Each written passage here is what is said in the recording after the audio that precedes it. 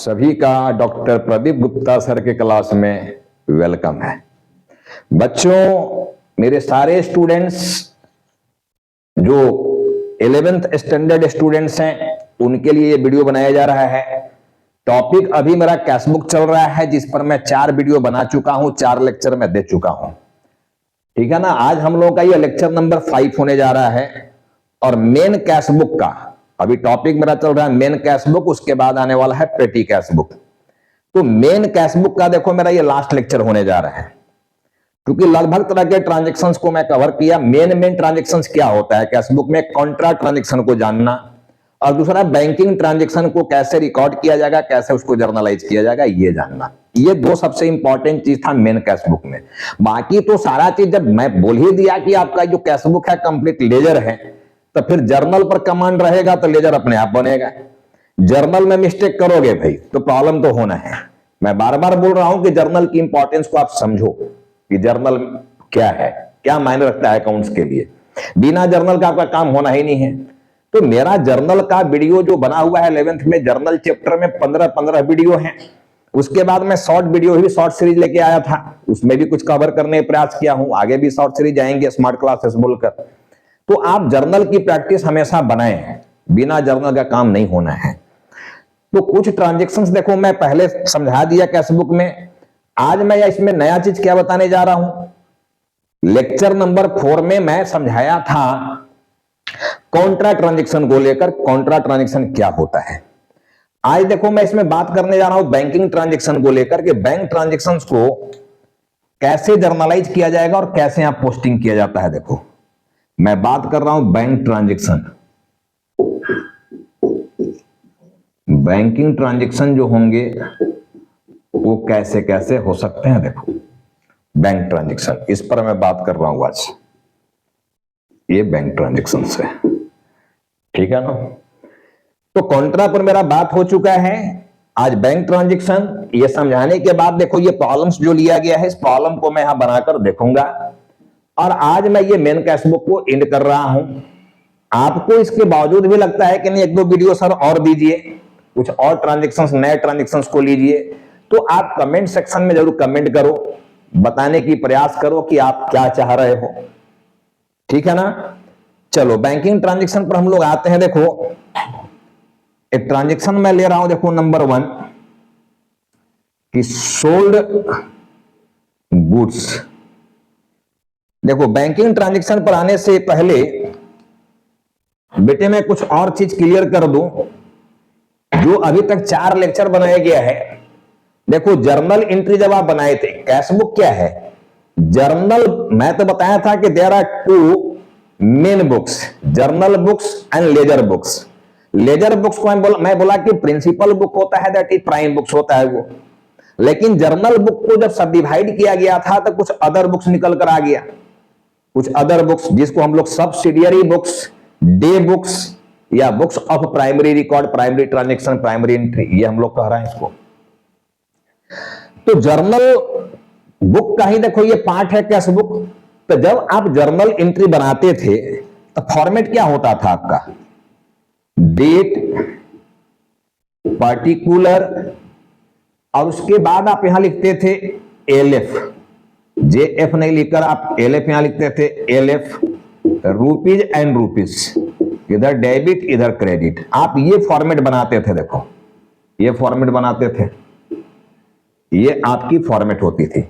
यानी journal entry जब आप कर रहे थे, जर्नल जब आप पास कर रहे थे, तो जब ये फॉर्मेट बना रहे थे तो हम लोग यहां पर एलएफ, लेजर फॉलियो लिख रहे थे, क्योंकि जर्नल को फाइनली हम कहां ट्रांसफर करने वाले हैं, लेजर में। तो जहां ट्रांसफर करने वाले हो उसका कॉलम देखो ये होता है एलएफ। जर्नल बुक्स में ही जर्नल फॉलियो नहीं लिखा जाएगा, जेएफ नहीं लिखा जाना चाहिए, ठीक है। लेकिन यहां देखो क्या हो रहा है, 4 वीडियो अभी तक मैं बनाया, चारों में जेएफ लिखा हूं मैं, एलएफ नहीं जेएफ लिखा हूं। ये 5वां मेरा लेक्चर जो आया इसमें मैं एलएफ लिख रहा हूं। तो कैशबुक में लेकर देखो बहुत लोगों को कंफ्यूजन है, बहुत लोगों का कंफ्यूजन है। टीचर्स भी कुछ कंफ्यूज होते हैं यहां पर कैशबुक में कि जेएफ लिखा जाए कि एलएफ लिखा जाए। देखो वास्तव में अगर हमसे पूछना चाह रहे हो, मेरा विचार लेना चाह रहे हो 100%, तो एलएफ लिखना चाहिए, जेएफ नहीं। तो 4 वीडियो में जो मैं उधर करा दिया उसमें भी आप एलएफ लिखने की प्रयास करना, जेएफ नहीं, लेजर फॉलियो। क्यों लेजर फॉलियो लिखना चाहिए ये मैं बताऊंगा आपको। और आप ऐसे भी अब अनुमान लगा रहे होंगे, गेस कर रहे होंगे कि जब जर्नल का ही सब डिवीजन है ये कैश बुक, जर्नल से ही निकाला गया है कैश बुक को, तो फिर जर्नल बुक ही तो है ना ये। अगर उसकी अकॉर्डिंग मैं बात करूं तो जर्नल को जब सब डिवाइड की हो तब आया है कैश बुक, यानी जर्नल बुक का ही पार्ट है, तो जर्नल बुक भी कहलाएगा ये। अब जर्नल बुक में जर्नल फॉलियो तो नहीं लिखेंगे हम लोग, जेएफ तो नहीं लिखेंगे, एलएफ लिखा जाएगा। बोलोगे सर तो फिर इसमें आप 4 वीडियो में जेएफ दिए, यहां एलएफ दे रहे हैं क्या? लेकिन समझो, मैं बोला बहुत सारे स्टूडेंट्स और कुछ टीचर्स भी कंफ्यूज होते हैं कि लिखना क्या चाहिए वास्तव में, लेजर फॉलियो या जर्नल फॉलियो। अब देखो इस चीज को मैं क्लियर कर रहा हूं। मैं बताया था आप लोगों को कि पूरे अकाउंटेंसी में एक अकेला देखो ये बुक्स है जिसमें 2 तरह की क्वालिटी है। एक बुक्स की भी क्वालिटी, ठीक है, जर्नल बुक्स की क्वालिटी, और दूसरा लेजर बुक्स की भी क्वालिटी है। यानी ये जर्नल के साथ साथ लेजर भी है। देखो लेजर जब बनाते हो आप, कोई भी लेजर पहले जो सीखे हो उसमें हम लोग क्या करते थे, इधर टू उधर बाई ये लिखते थे, डेबिट एंड क्रेडिट ये लिखते थे। तो सारा चीज तो यहां हो रहा है। देखो लेजर में हम लोग क्या करते थे, टोटल करके बैलेंस सीडी निकाल रहे थे, फिर सीडी का बीडी कर दे रहे थे। तो सीडी तो आप यहां भी निकाल रहे हो, अब बीडी कर दे रहे हो, तो लेजर का सारा क्वालिटी तो इसमें दिख रहा है, यानी लेजर है ये। तो जब बताओ लेजर है यार, तो लेजर बुक्स में एलएफ लिखेंगे जी, लेजर में लेजर ही लिखेंगे, या लेजर में जर्नल फॉलियो लिखा जाना चाहिए? तब तो आप बच्चे भी कहोगे सर तो कंफ्यूजन होने लगा, मेरा भी है। जब ये लेजर है तो फिर यहां जेएफ होना चाहिए क्या? देखो वास्तव में अगर हम लोग बात करें तो इसमें लेजर की क्वालिटी ज्यादा मिलता है हम लोगों को। लेजर वाली जो गुण है ये इसमें ज्यादा पाया जा रहा है, लेजर वाली गुण, ठीक है। लेकिन चूंकि इसको स्ट्रिक्टली रखा गया है, सब डिवाइड किया गया है जर्नल बुक्स से और उससे निकाला गया इसको, तो हम लोग ये जर्नल बुक्स ही मानकर चल रहे हैं और तब हम लोग यहां पर लेजर फॉलियो लिख रहे हैं। क्योंकि जो भी चीज इसमें देखा आएगा, इसमें और भी चीज आएंगे, कैश बुक से लेजर कैसे बनाया जाता है, जब वहां हम लोग डिस्कस करने लगेंगे कि ये कैश बुक है तो इससे देखकर हम लोग कुछ और लेजर्स कैसे बनाएंगे, क्या कुछ और लेजर्स बन सकते हैं क्या। जब उस पॉइंट पे हम पहुंचेंगे तो आपका पूरे तरह से ये क्लैरिटी आ जाएगा, आप खुद ये मानने लगोगे कि हमको जर्नल फॉलियो यहां लिखना चाहिए जेएफ या एलएफ लिखना चाहिए। तो अगर मेरा पॉइंट ऑफ व्यू देखना चाह रहे हो तो मैं सीधा सीधा बोलता हूं एलएफ लिखना चाहिए, LF, ledger folio, journal folio नहीं, ठीक है ना। अब आगे हम प्रूफ भी कर देंगे। इसको बनाने के बाद एक आध दो लेजर जब बनाएंगे, यहां पर एक दो लेजर जब बनाएंगे तो आपको भी क्लैरिटी मिल जाएगा क्या करना चाहिए हमें। चलो अभी हमारा ये ट्रांजेक्शन में आ रहा है बैंक ट्रांजेक्शन। देखो इसमें मैं बात कर रहा हूं कि sold goods to Nehra, sold goods to Nehra ₹9,000, ठीक है ना। अब बताओ गुड्स सेल किया गया है, ये गुड्स सेल किए हो किससे, नेहरा से, यानी ये क्रेडिट ट्रांजेक्शन है, उधार में ट्रांजेक्शन हुआ, नाम आ गया यहां पर। तो हम लोग एंट्री क्या पास करेंगे इसके लिए, नेहराज अकाउंट डेबिट, नेहरा को आप डेबिट करोगे, और टू सेल्स अकाउंट, सेल्स देखो क्रेडिट नेचर का चीज है जो कि इनकम के रूप में आता है 4 पिलर में, ये तो इनकम तो क्रेडिट किया जाएगा। नेहरा आपका एसेट्स है, देखो ये आपका डेटर है, डेटर पैसा आपको देगा, ये डेटर दैट इज एसेट्स ए। आप जब नेहरा से माल उधार बेचा तो बाद में तो पैसा देगा ना वो जी। तो जब किसी से पैसा लेना हो दैट इज एसेट्स, और देना हो दैट इज लायबिलिटी। तो नेहरा से जब मैं माल उधार बेचा हूं तो बाद में पैसा इससे लेना है, दैट इज एसेट्स है, डेटर है मेरा ये और एसेट्स है ये, और एसेट्स का बैलेंस बढ़ रहा है इसलिए इसको डेबिट किया गया, ठीक है ना। और सेल्स को क्रेडिट कर दिए क्योंकि सेल्स इनकम है, पहले इनकम 0 था, अब जो भी इनकम आ रहा 9,000 का उससे इनकम बढ़ रहा है। इनकम क्रेडिट के पिलर में आते हैं, माइनस के पिलर में, और माइनस कर दिया, बढ़ गया ये, ठीक है। अब यहां पर मान लो ये सेल्स की एंट्री तो हम लोग कर दिए। सेकेंड देखो, अब जब कैश बुक हम बनाएंगे यहां पर तो नेहरा और सेल्स इस एंट्री में आया हुआ है, मतलब इस कैश बुक में इस ट्रांजेक्शन का पोस्टिंग ही नहीं होगा, क्योंकि हम लोग तो लेजर बना रहे हैं कैश का और बैंक का। तो जिस एंट्री में कैश और बैंक आ जाएगा उसी का पोस्टिंग यहां होने वाला है, यानी कैश ट्रांजेक्शन जो रहेगा उसका पोस्टिंग किया जाना है, क्रेडिट ट्रांजेक्शन वाले को नहीं। अब यहां क्रेडिट ट्रांजेक्शन हुआ है, देखो इसमें कैश और बैंक की कहीं कोई जिक्र नहीं है। क्लियर हो गया। अब मान लो यहां पर लिख रहा है कि a cheque received, a cheque received from Nehra, from Nehra and deposited same day in the bank, same deposited same day in the bank. अब बोलता है कि जो नेहरा से आप यहां माल उधार बेचे थे, जो कि ये प्लस में पड़ा हुआ है देखो डेबिट में, बोलता है कि मान लो ये चेक से हमको पेमेंट किया, ये चेक रिसीव्ड फ्रॉम नेहरा। अब देखो इस ट्रांजेक्शन में अमाउंट तो नहीं लिखा गया है, बट यहां पहला ट्रांजेक्शन में अमाउंट था 9000 का, क्योंकि 9000 का आप सेल किए हो, ये 9000 का है। अब नेहरा अगर आपको चेक दे रहा है और अगर कुछ नहीं लिखा गया है मामला बात, तो 9000 का चेक देगा ना, 9000 का बेचे हैं तो जी, तो ये मान लेना है कि सेकंड ट्रांजेक्शन में जो चेक मिला वो 9000 का है। अब यहां लिख रहा है कि ये check received from Nehra and deposited same day. अगर ये बात नहीं भी लिखा रहता कि एंड डिपोजिटेड सेम डे, तो चेक कोई भी बिजनेसमैन अपने घर में रख के क्या करेगा? घर में रखने से क्या होने वाला है? कोई भी चेक आएगा तो आप बैंक में भेजोगे ना उसको, क्योंकि जो भी उसमें चेक को डिस्काउंट करने की बात होगा या कलेक्शन करने की बात होगा वो तो बैंक ही करेगा। तो हम लोग इमीडिएट ये मान लेते हैं कि चेक को बैंक में भेज दिया जाता है, ये मानकर एंट्री कर देते हैं कि जो भी चेक हम लोगों को मिला उसको हम लोग बैंक भेज दिए, ऐसा मान लेते हैं। हालांकि इस ट्रांजेक्शन में लिख दिया कि हम लोग भेज दिए हैं। तो जब आपको चेक मिला और बैंक में भेज दिया, ठीक है, तो बैंक बैलेंस आपका क्या हो जाएगा? बढ़ जाएगा। बैंक आपका क्या है? एसेट्स है। बैंक बैलेंस बढ़ जाएगा तो हम लोग बैंक को डेबिट करेंगे, क्योंकि एसेट्स आपका बढ़ रहा है। तो bank account debit to, cheque देने वाला कौन है? नेहरा, तो टू लिख देंगे हम लोग नेहराज अकाउंट, ये लिख देंगे हम लोग 9000 से, ये लिख दिए 9000 से, ठीक है ना। Bank account debit to Nehra's account, ये लिख दिए हम लोग।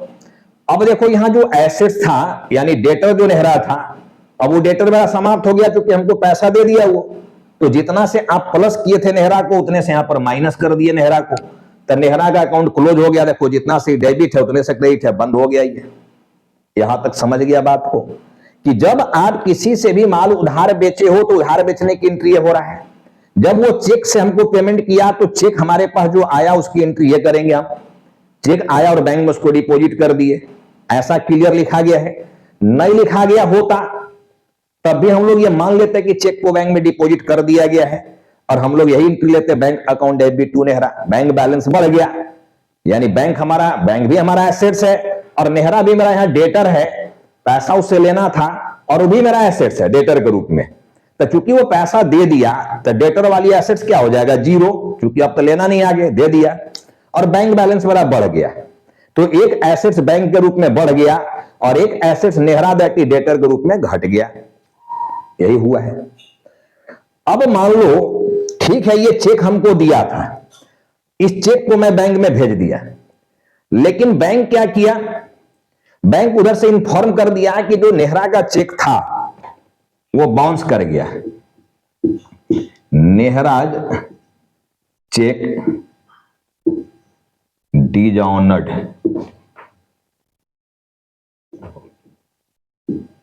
नेहराज चेक डिजॉनर्ड, नेहरा का चेक जो था वो डिजॉनर हो गया, ऐसा हो गया। देखो नेहराज चेक डिजॉनर्ड, ये हो गया है नेहरा चेक डिजॉनर्ड।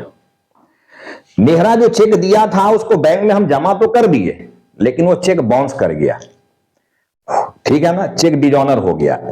क्यों डिजॉनर हो जाता है चेक? हो सकता है नेहरा के अकाउंट में पैसा नहीं रहा हो या कम रहा हो, चेक काट के तो हमको 9000 का दे दिया, लेकिन उसके अकाउंट में पैसे नहीं हो या कम रहा हो, तभी बैंक क्या करेगा, उस चेक को बाउंस हो जाएगा, चेक डिजॉनर हो जाएगा। यह हो सकता है। या चेक में डेट गलत लिखे हो या उसमें साइन गलत किए हो तो चेक आपका डिजॉनर हो जाएगा। तो जब चेक डिजॉनर हो गया तब क्या किया जाएगा। हालांकि देखो, किसी को भी लाइफ में चेक देना तो बहुत होश हवास में सारा बैलेंस अपना चेक करके देना भाई। जब मैं बीआरएस पढ़ाऊंगा, बैंक रिकॉन्सिलिएशन स्टेटमेंट, तब इसको मैं और डीप में समझाऊंगा बात को कि जब किसी को चेक देते हो तो वो बाउंस नहीं करना चाहिए, पहले बैलेंस चेक कर लेना। क्योंकि जिसको चेक दिए हो और अगर वो बाउंस कर गया और वो चाह गया आप पर लीगल एक्शन लेना, लीगल एक्शन ले लिया अगर वो, तो बड़ा मुश्किल में पड़ जाओगे आप। कम से कम 365 दिन के लिए अंदर जाना पड़ जाएगा आपको, हवालात का खाना पड़ जाएगा हवा, और कोर्ट जितना अलग से पेनाल्टी लगा दे आप पर। इसलिए उससे बचना है, चेक बाउंस नहीं करना चाहिए। बिजनेस में ही होता रहेगा तो बिजनेस चल ही नहीं पाएगा। सब लोग, कुछ लोग इंटेंशनली भी चेक काट कर देते हैं, लो भाई अभी झंझट समाप्त हो गया, पेमेंट मैं दे दिया आपको, ले लो शांत रहो कुछ देर। लेकिन भाई जब गया बैंक में तब पता चल रहा है कि लो तो चेक बाउंस कर गया, तो ऐसा नहीं होना चाहिए, ठीक है ना। अब अगर नेहरा का चेक बाउंस कर गया तब हम लोग क्या एंट्री लेंगे बेटे, समझो। अब यहां अब मैं ट्रांजेक्शन हटा रहा हूं, जगह बना रहा हूं, देखो एंट्री के लिए। अब नेहरा का जब चेक आप बैंक में यहां जमा किए थे, एंट्री नंबर 2 देखो, ये जो एंट्री नंबर 2 किया था, यानी बैंक में भेजने की जो एंट्री आप किए थे, चेक को जो बैंक में भेजा था और उसके लिए जो एंट्री लिया था, जब वो चेक डिजॉनर हो जाएगा तो ये भेजा हुआ जो एंट्री किया था उसको रिवर्स कर देना है, एंट्री को कैंसिल कर देना है। ट्रांजेक्शन कैंसिल हो जाएगा ना जी। आपका चेक भेजा गया था लेकिन वो डिस्काउंट नहीं, वो जो है सो ऑनर्ड ही नहीं हुआ, पेमेंट ही नहीं मिला चेक का। तो आपको क्या करना होगा, नेहरा को फिर से डेटर बनाना होगा। अभी तो आप नेहरा को बंद कर दिए थे, देखो नेहरा प्लस नेहरा माइनस बंद हो गया। अब जब चेक डिजॉनर हो गया तब किसको पकड़ोगे, नेहरा को ही पकड़ोगे ना। तो जिसको पकड़ोगे उसी को डेबिट करना है, जिसको पकड़ोगे आप। तो हम लोग एंट्री यहां पर क्या कर लेंगे, नेहराज अकाउंट डेबिट, फिर से नेहरा को देखो प्लस कर दिए हम लोग, जो कैंसिल हो गया फिर से डेटर बना दिए इसको, क्योंकि पकड़ेंगे उसी को, उसी से पैसा लेना है। और आप यहां पर बैंक को डेबिट करके बैंक बैलेंस को क्या किया था, बढ़ा दिया था, बैंक बैलेंस को बढ़ा दिए थे। अब हम लोग बैंक बैलेंस को घटा देंगे, क्योंकि बैंक बैलेंस बढ़ा कहां, जब चेक डिजॉनर हो गया तब बैंक का बैलेंस बढ़ा क्या, सब लोग बोलोगे सर नहीं बढ़ा, तो बैंक बैलेंस को कम कर दो। तो 2 हम लोग कर देंगे, देखो यहां पर bank account, Nehra's account debit to bank, देखो इसी का रिवर्स एंट्री हुआ कि नहीं। आप bank account debit to Nehra किए थे, वहां क्या हो गया, Nehra account debit to bank, इसी एंट्री को रिवर्स मार दिए, ये एंट्री कैंसिल हो गया। तो चेक को डिपॉजिट करने की जो एंट्री किया जाता है, जब चेक डिजॉनर हो जाएगा तो उसी एंट्री को रिवर्स कर देना चाहिए, वो ट्रांजेक्शन की एंट्री कैंसिल हो जाएगा, वो ट्रांजेक्शन ही कैंसिल हो गया, ठीक है ना। तो देखो ऐसे बैंकिंग ट्रांजेक्शंस की एंट्री लिया जाता है, मैं एंट्री करके दिखाया देखो आपको। अब इसी में मैं कुछ नया चीज बढ़ा रहा हूं, देखो होप कि आपको ये तीनों एंट्री समझ में आया होगा, ठीक है। अब मैं आगे देखो कुछ और बात समझा रहा हूं, आगे समझो क्या है।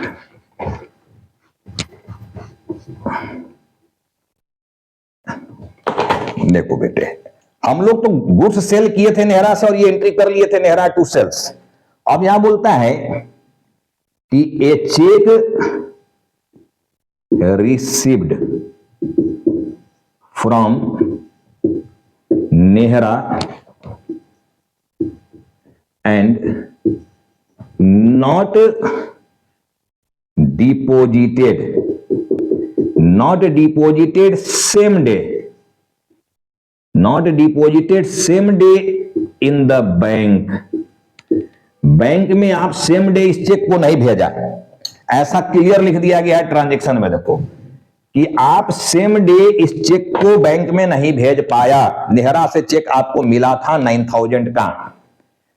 अरे भाई ऐसा भी तो हो सकता है कि नेहरा मान लो आपको 4-5 बजे के बाद चेक दिया, तो आपके लिए क्या स्पेशल बैंक खुला रहेगा क्या जी, स्पेशल खुला रहेगा, बैंक खुला रहेगा तभी ना भेजोगे चेक को।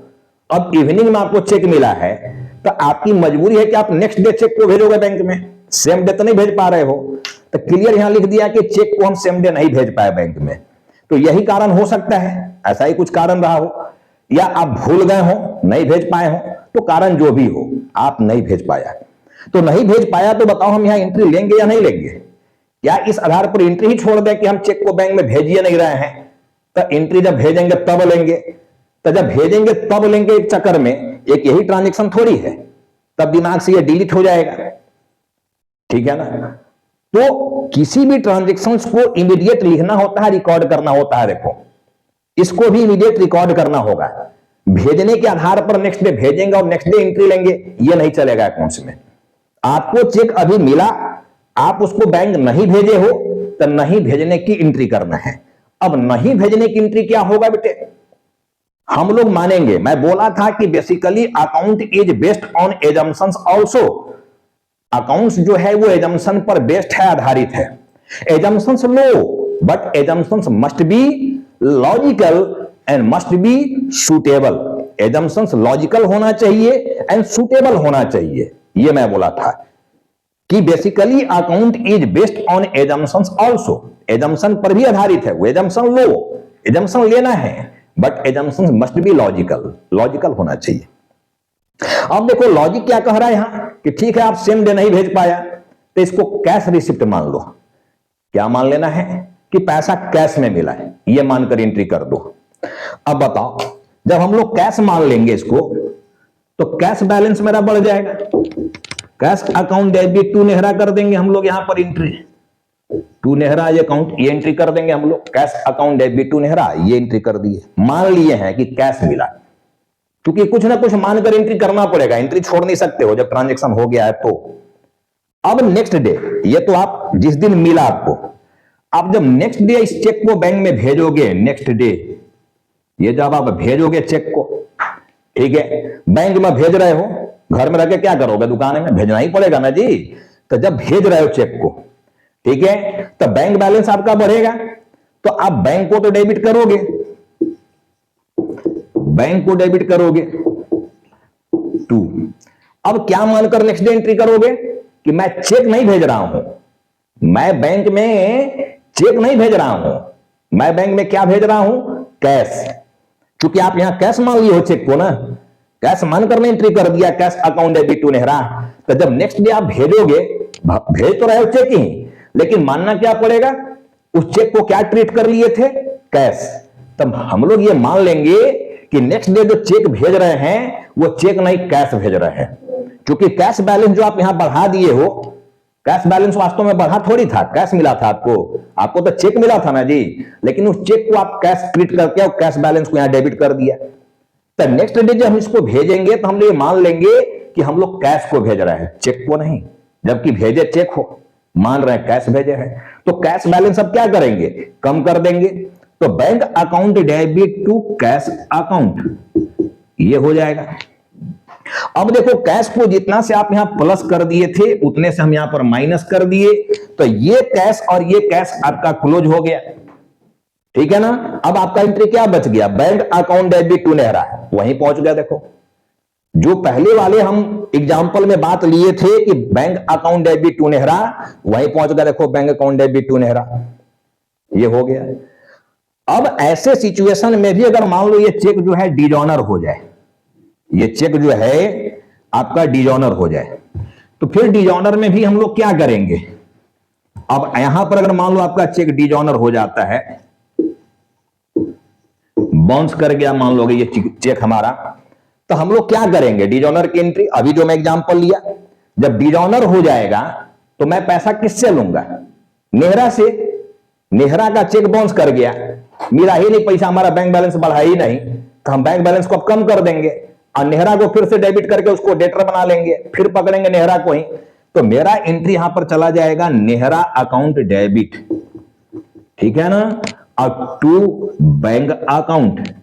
यानी जो काम आप पहले किए थे, इसके पहले वाला एग्जांपल में डिजॉनर वाली एंट्री, देखो वही एंट्री यहां भी हो रहा है, Nehra account debit to bank account. तो इस तरह से देखो बैंकिंग ट्रांजैक्शंस को जर्नलाइज किया जाता है, रिकॉर्ड किया जाता है। तो होप कि आपको ये जर्नल समझ में आया हो, ठीक है। अभी भी नहीं समझ में आ रहा है तो आप कमेंट सेक्शन में जाके कमेंट करो, मैं एक दो एग्जांपल्स और लूंगा, एक दो प्रॉब्लम और बनाऊंगा, ये होगा। तो बैंकिंग ट्रांजैक्शन देखो ऑलमोस्ट मैं यहां पर समझाने की प्रयास किया हूं, ऑलमोस्ट ट्रांजेक्शंस को मैं ले चुका हूं। अब मैं जो प्रॉब्लम यहां दिया उस प्रॉब्लम को देखो मैं बना रहा हूं। अब ये टाइम मेरा ज्यादा ले लिया है समझाना। अब मैं बिना एंट्री के यहां पर बना रहा हूं प्रॉब्लम को। देखो यहां जो हमारा ये 1 जून को 1/6/24 को टू बैलेंस बीडी यहीं से स्टार्ट होता है। देखो प्रॉब्लम बनाना, बैलेंस मेरा ओपनिंग बैलेंस दिया हुआ है 50,000 60,000। अब मैं यहां लिख दिया देखो 50,000 एंड 60,000, ये मैं लिख दिया बैलेंस को, ठीक है ना। अब देखो रिसिप्ट और पेमेंट दिखाना है, पैसा कहां से आया और कहां गया। देखो आप यहां गुड्स परचेज किए हो 1/6 को 1 जून को, तो परचेज करोगे दैट इज पेमेंट करोगे, तो पेमेंट साइड में आकर यहां लिखोगे बाई परचेस, ये लिखोगे 1 जून को 1/6/24 को।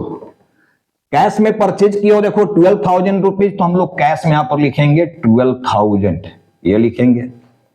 अब इसके बाद देखो गुड्स सोल्ड किए हो टू अनिल, अनिल से बेचे हो, तो ये तो क्रेडिट ट्रांजेक्शन हो गया ना जी, अनिल से बेचे हैं तो Anil account debit to sales, ये एंट्री बनेगा इसका।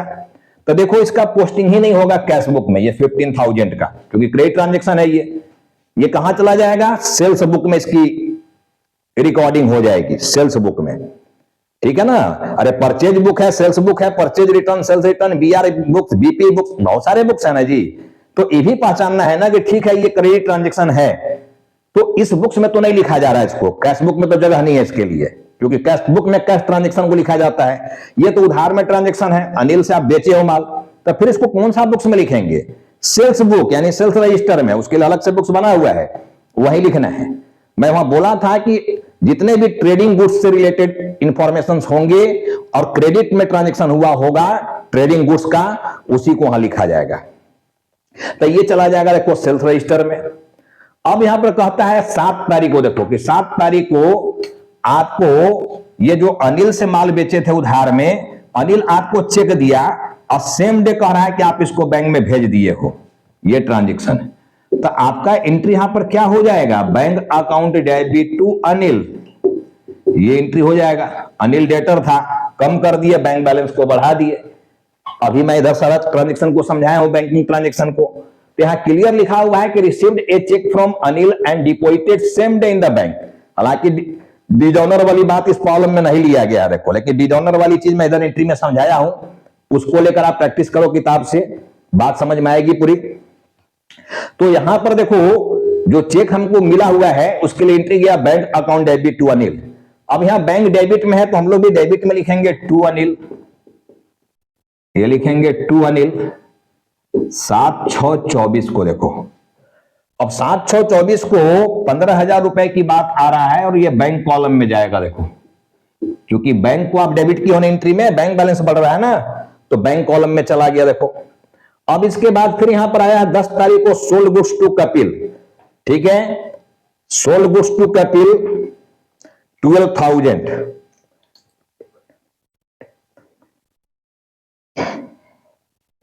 चलो देखो सोल्ड गुड्स टू कपिल है, यहां पर सोल्ड गुड्स टू कपिल ₹12,000। अब यहां भी नाम आ गया, मतलब उधार ट्रांजेक्शन है, तो उधार ट्रांजेक्शन है तो सेल्स बुक में इसको लिखा जाएगा, कैश ट्रांजेक्शन नहीं है, यहां नहीं आएगा ये। अब कहना है कि कैश विथड्रॉन किए हो पर्सनल यूज के लिए 6,000 रुपया, देखो ये तो आपका एंट्री जाता है drawing account debit to cash, drawing account debit to cash account, ये एंट्री जाता है। देखो ड्रॉइंग का सारा एंट्री सिखाया हुआ है। अब यहां पर जाएगा बाई ड्रॉइंग, बाई ड्रॉइंग, ये ड्रॉइंग किया गया देखो 15/6 को, 15/6/24 को किया गया है। कैश में भी ड्रॉ किए हो 6,000 रुपए, तो ये आपका कैश में आ जाएगा। देखो अब चूंकि यहां पर drawing account debit to cash, cash credit में है, तो हम लोग ये क्रेडिट में उल्टा नाम लिख दिए ड्रॉइंग। तो मेरा देखो यहां तक का काम हो चुका है यहां तक। अब यहां पर कॉन्ट्रा ट्रांजेक्शन आ गया 18 तारीख को, कैश डिपॉजिट किए हो बैंक में, तो कैश डिपॉजिट किए हो बैंक में तो आपको बोला गया था कि bank account debit to cash, ये होने वाला है देखो एंट्री। हालांकि एंट्री करना ही नहीं था, एंट्री दिमाग में सोचना है और पोस्टिंग डायरेक्ट करना था, एंट्री से छुटकारा मिलना था कैश बुक में, ये समझाया था। अब देखो यहां पर bank account debit to cash की हो, बैंक का पोस्टिंग करेंगे, बैंक डेबिट में है तो हम लोग भी डेबिट में उल्टा नाम लिख दिए कैश, और बैंक कॉलम में ये पैसा जाएगा, डिपॉजिट किए हो तो 7,000 रुपया, 7,000 रुपीज। अब यहां कैश क्रेडिट में है तो हम लोग भी क्रेडिट में लिखेंगे उल्टा नाम बैंक, और ये कैश कॉलम में आपका जाएगा देखो 7,000 रुपीज, और यहां पर लिख दोगे आप सी कॉन्ट्रा, ये लिख दोगे देखो सी, तो ये आपका हो गया देखो पोस्टिंग। इसी तरह यहां पर अब ये डेट आपका आया हुआ है 18/6/24, यहां भी आ गया 18/6/24। 18 तारीख के बाद देखो 21 तारीख को कैश विथड्रॉ किया गया है, 21/6/24, और इधर भी आपका आ जाएगा देखो 21/6/24। अब कैश अगर आप निकाले हो तो आपकी एंट्री बनता है cash account debit to bank account, cash account debit to bank account, पैसा निकालने की एंट्री होगा cash account debit to bank, cash निकाले हो, कैश आ रहा अपने पास, कैश बैलेंस बढ़ेगा। अब यहां कैश डेबिट में है तो हम लोग भी डेबिट में उल्टा नाम लिख दिया देखो बैंक, अमाउंट कैश कॉलम में जाएगा, और अमाउंट है देखो तुम्हारा 8,000 रुपीज, 8,000, ठीक है। फिर यहां बैंक क्रेडिट में है तो हम लोग क्रेडिट में लिखेंगे उल्टा नाम देखो यहां पर कैश, और ये बैंक कॉलम में आपका जाएगा देखो 8,000 रुपीज, ये बैंक कॉलम में चला गया 8,000, और यहां भी अब आप लिख दोगे सी, सी फॉर कंट्रा, ये भी कंट्रा है देखो आपका, यहां चला गया। तो हम लोग यहां पर 21 तारीख तक का एंट्री ले लिए देखो, पोस्टिंग कर दिए। अब 25 तारीख को इसमें लिखा हुआ है पेड सैलरी, तो पेमेंट है तो पेमेंट साइड में आप जाके लिखोगे सैलरीज। 25 तारीख को 25/6/24 को देखो पेमेंट की हो सैलरी के नाम पर आप 7,000 रुपीज, और ये चेक से देखो है 7,000 रुपीज, और रेंट का भी पेमेंट किया 5,000 रुपीज बाई चेक, एक ही डेट पर दो पेमेंट किया गया देखो, सैलरी का भी और रेंट का भी। तो 25 को ही फिर से लिखोगे 25/6/24 को बाई रेंट। अब सैलरी का पेमेंट आपकी हो 7,000 रुपीज, ठीक है, और रेंट के नाम पर आप पेमेंट किए हो 5,000 रुपीज, और ये दोनों ही आपका चेक से पेमेंट गया है, देखना ये चेक पेमेंट गया है। तो आपका ये भी ट्रांजेक्शन हो गया पोस्टिंग। देखो अब यहां रिसीव्ड कमीशन लिखा हुआ है 29 तारीख को, रिसीव्ड है मतलब रिसीव्ड साइड में आओगे, 29/6/24 को आपको कमीशन के नाम पर पैसा मिला हुआ है, पैसा आपके पास आया हुआ है 10,000 रुपीज कैश में, तो आप कैश में लिखोगे यहां पर 10,000, ये भी हो गया आपका। इसके बाद लिखा हुआ है goods withdrawn for personal use. अब लास्ट देखो ट्रांजैक्शन 30 तारीख को लिखा हुआ है कि आप गुड्स निकाले हो पर्सनल यूज के लिए। अब बताओ अगर गुड्स निकाले हो पर्सनल यूज के लिए तो बेटे एंट्री क्या होना चाहिए, पर्सनल यूज के लिए निकाला मतलब यहां भी ड्राइंग ही है, केस तो ड्राइंग का दिख रहा है, तो आपका जो ये एंट्री बनता वो क्या बनता, drawing account debit to purchase account, goods निकालने की एंट्री, पर्सनल यूज के लिए गुड्स निकाले हो। अब बताओ इसमें कहीं कैश ट्रांजैक्शन दिख रहा है क्या, ना कैश आया ना बैंक आया, तो इसकी पोस्टिंग यहां होगा क्या, नहीं होगा, ये भी क्रेडिट ट्रांजैक्शन है, तो है तो क्रेडिट ट्रांजैक्शन, लेकिन आप लोग सब मिलकर बताओ इसको किस बुक्स में लिखेंगे हम लोग।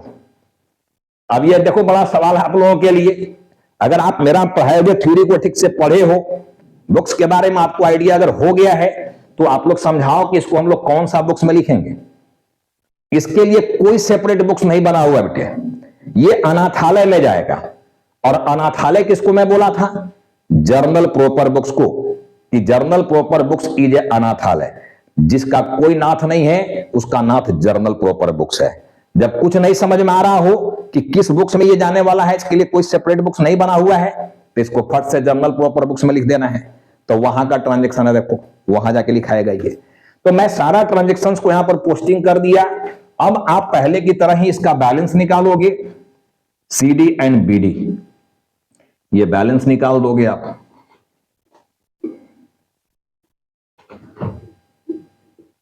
ये बैलेंस आपको निकाल देना है। देखो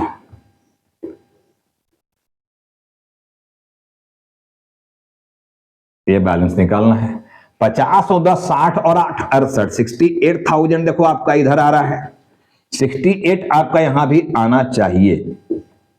अब देखो 68,000 में जो पेमेंट की उसको माइनस कर दो, 12 6 18 और 7 25,000 आप पेमेंट कर दिए हो, तो 25 आप माइनस कर दो। 3 0, 8 में से 5 गया 3 और 6 में से 2 गया 4, ये 43,000 कैश आपके पास अभी भी बचा हुआ है। और इसी को लिखना है आपको बैलेंस CD, और ये CD मंथ के एंड में निकाला जाना है, यानी 30/6/24 को। ठीक है ना?